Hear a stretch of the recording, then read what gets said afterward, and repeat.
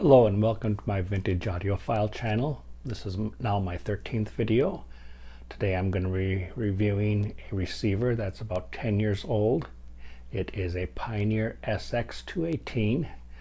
It is probably considered an entry-level or slightly above entry-level receiver. But that being said, it does have quite a few features on it that are very convenient. And you can hook up quite a bit of things to it, even though when I show you the back later on you will not think so. As you can see, it's on right now. It is tuned to a radio station and it is working. I just don't have the speaker set up right now for it because I don't want to break any copyright laws.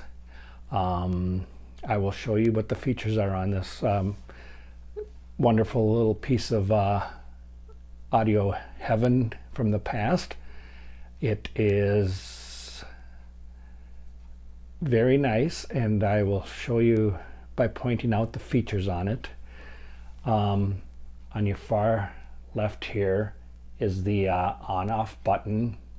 Then you've got your standard 1/4-inch jack for headphones. There's a bunch of setup options here. There's 6 of them on the bottom, 4 on the top. They allow you to change the bass and treble, change if you want to go regular or direct, bypassing the internal amp so that you get a better, cleaner sound, and things like that. Over here you have the master volume. There is a standard 1/8 inch jack here you can do for front audio, where you can hook up anything that you would want to hook up to that's got can be hooked up with a 1/8 inch jack, such as a MP3 player or something like that. It is 192 kilohertz 24-bit DA converter in it, which is kind of standard. It is DBS approved and Dolby Digital Surround.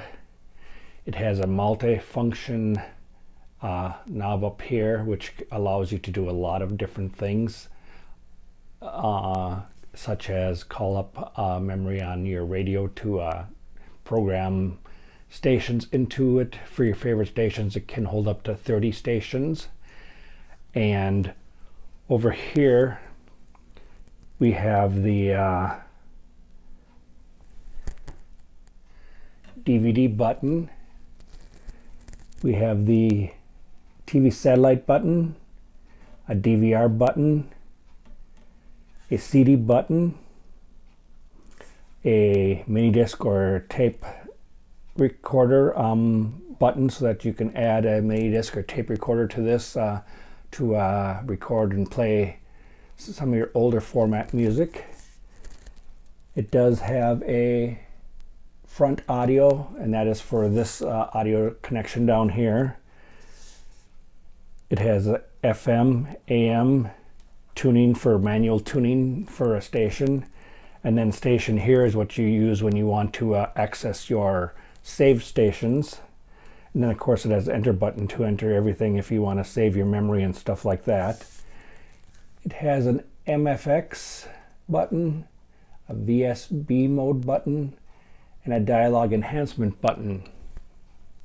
So like I say, there are quite a few options on this particular machine, and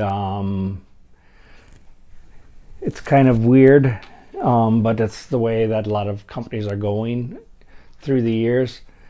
They do give you a manual, but it's only a single-page manual that crams everything that they want you to do as far as setting up the machine.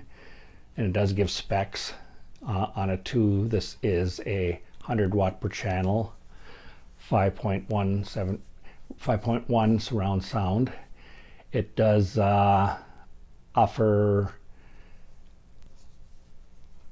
0.7% total harmonic distortion and a frequency range of 200 to 20,000 hertz as far as sound quality reproduction. 200 is kind of higher up there. Usually you'll see a lot of specs that say 20 to 20,000. This one says 200 to 20,000. So it's not going to give you a lot of bass, but you can compensate for that by hooking up a subwoofer to it and using your subwoofer controls on the back of your subwoofer that's powered to gain you those decibels and stuff that are lost with the receiver itself. It is designed to be able to play Windows Media Audio, and which is a good thing because that helps expand the amount of formats that you can play in this thing. Now, if you allow me to pause this video for a moment, I'm going to turn it around and show you what the back looks like. Just bear with me a second. And this is the back of the unit. The first thing you'll probably notice on to your left is there aren't many hookups for equipment on that, like a lot of the other receivers you see. That's what makes this more of an entry-level machine. It does, however, use some coax and optical inputs to be able to use for other things that a lot of times we'll have RCA jacks for. Up at the top here, you'll see this one is labeled as being your optical for CD player. Then below that you've got two coax inputs, one for your DVR and one for your DVD. Over here you have on the top two jacks for audio to go to your TV, and then these four down here are for your in and outs if you hook up a cassette tape player or mini disc player or something of that ilk that can record things onto. Then you've got your speaker inputs here. These are a little different speaker inputs than you normally see, in the fact that they're spring loaded, and you push it up and put the wire in there, put it back down to capture the wire. It is a 5.1 surround, so you have 2 channels for your front speakers, 2 channels for your surround sound speakers, 1 channel for your center speaker, and 1 channel for your subwoofer. Which is the way it is right now, kind of limits it to basically speaker wires to your subwoofer, which most of them do have on it, but that's the way they have it as a cost saving measure. Up at the top here you've got your input for a FM antenna, and then your inputs for an AM antenna. This particular model says it was produced in June 2008. That being said, it's still a pretty good receiver for an entry-level or slightly above entry-level receiver. It produces wonderful sound. Because it is kind of an entry-level receiver, you can get them these days fairly cheaply. If you go to some of the online auction sites, you can get these for anywhere from $50 to $100 depending upon who the person is that's selling it. That being said, it is a fairly decent price for something with this amount of features on it, especially if you're just getting into surround sound or like surround sound. This has many features to give this a surround sound on it. That's usually what these type of receivers these days are mainly geared towards anyways, but it does have a few other items on it that don't require surround sound, radio being one, and your CD player being another, and it all depending upon what button you push in front for audio select or video selector, it will automatically go into surround sound or analog. Things like CD player and the radio are analog, and the other ones will go into surround sound. It offers buttons on the front and on the remote control, which controls basically the same functions as the controls on the front of the receiver. It allows you options to change the surround sound settings. You can set it up for, you know, how your room is configured and all that kind of stuff, and it all works.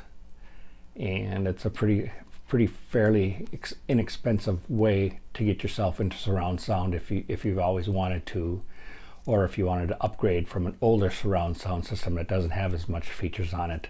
This will definitely do.